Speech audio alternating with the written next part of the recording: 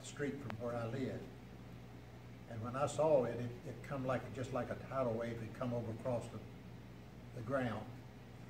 And I hollered at her and told her to get in her car and let's get out of there. And in the meantime, my neighbor across the street, he had run up there with his truck and backed his truck into the porch.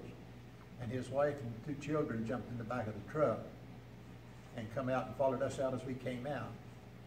And my daughter, she couldn't get the garage door down, so I told her to forget the garage door, get in the car. The water had broke over, we had to get out of there. When we made the turn down the street, possibly 300 or 400 feet, the water was already starting to work with her car, starting to push it a little bit.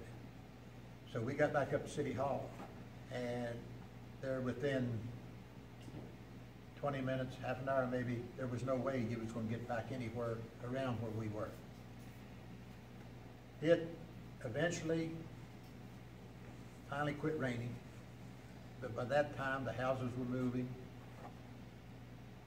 3 houses across in front of me, one of them completely destroyed, 2 of them was washed down through the yards, down into other houses.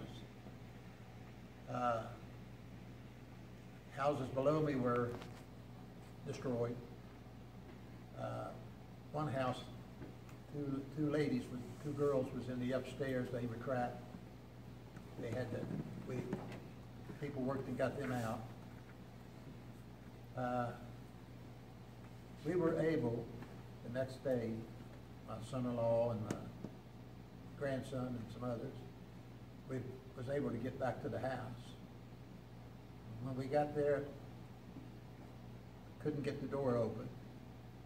We had to push and work hard and shove because it had so much mud and stuff in it. We ended up with approximately 34 inches of water in my downstairs. It destroyed everything down there. We took all of the cloth furniture, all of anything that was on the first floor, appliances, everything, it destroyed it all. And then we had to end up taking all of the sheetrock and stuff off the walls in order to get to it, the flooring and all of that. We had to completely, well, when we opened the door, the mud was above our ankles inside. That's how much mud was left. It was just, you know, it was ridiculous. I mean, it was sad. You didn't know what to do. You didn't know whether to cry or what, or walk out and close the door and leave. But the house stood. It stayed. Our house, thank God, it survived where others did stuff out. And I was more fortunate than others because some of them lost everything. Some of them included their life. But all in all, West Virginians are strong. We made it by the help of one another. The flood was on the 23rd of June. We finally got back in to where we could get in and live the week after Halloween.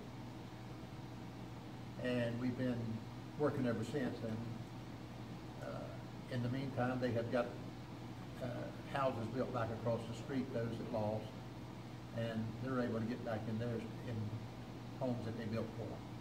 So, you know, it's all coming together.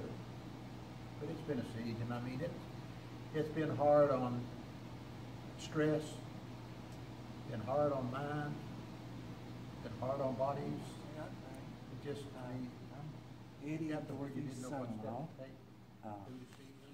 I worked 37 and a half years for the DOH. I was a surveyor, and then I was roadway design supervisor. 4 floods, 1985, 1996, 2001, 2003.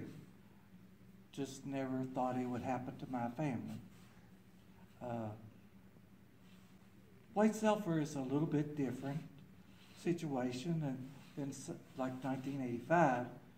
In 1985, we lost bridges, multiple bridges. And when you lose a bridge, you isolate families where they can't get help.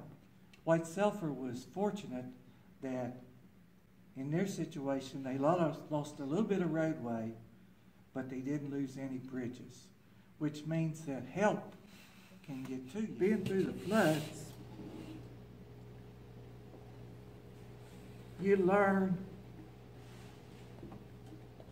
no matter how bad it is, you assess the damage and you move forward. You learn tough skin. I mean, I've seen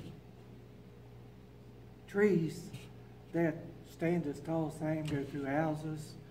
I've seen houses with rocks, basketball-sized rocks, to the second floor. And there's nothing you can do about those. I mean, they're no longer functional.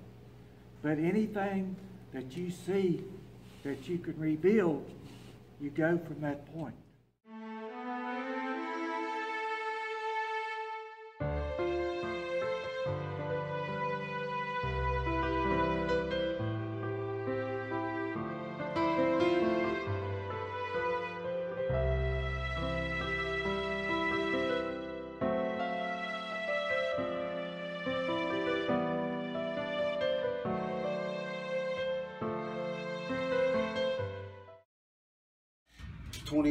Straight days, the wrestlers and myself and some other students, just volunteers from here at West, we went around and mucked out houses and businesses and helped people, clean up.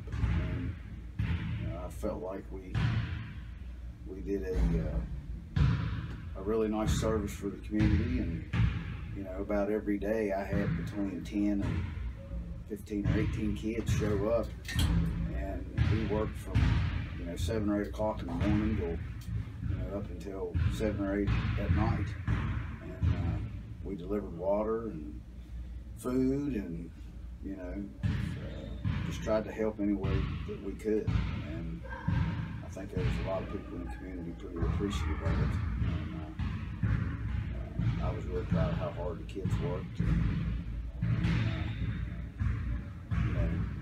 I just think it was important that we get out and try to help people that were less fortunate, because not very many of the wrestlers were affected by the flood, so they were able. One thing I remember about the flood is how devastating it was, and how many people's lives that was changed on that day. There was a lot of people that lost lives, and there was a lot of people that felt like their life was over, but it actually was not. There was a lot of people that ended up being better off. Their life changed in a more positive direction than what it was. There was a lot of work that went into it. There were a lot of communities that learned how it was to work together again like they used to. And that was the positive things. That was the good things. Now, if all of you looked at was the bad things, there was a lot of devastation. It looked like a war zone when you went through the communities. But you had to look past that and look at the good things. Look at the people that worked together, the people that saved each other, the people that volunteered, that came in from all the other states, and they were willing to help strangers that they didn't know. They would crawl under these houses and all of this nasty stuff, and they would work day in and day out.